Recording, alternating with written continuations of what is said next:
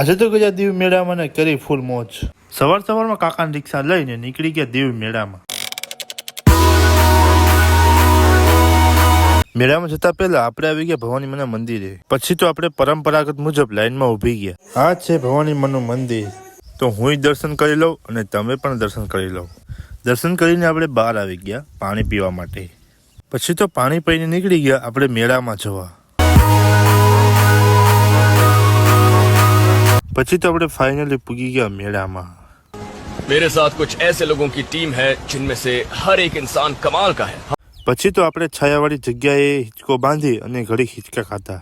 પછી આપણે નીકળી ગયા મેળામાં ફરવા. પછી તો અમે બે ફ્રૂટ સલાડ પી લીધું.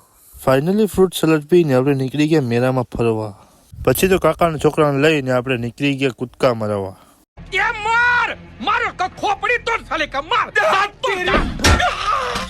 પછી તો બપોરના 2 વાગી ગયા ને આપણે હવે જમી લઈએ.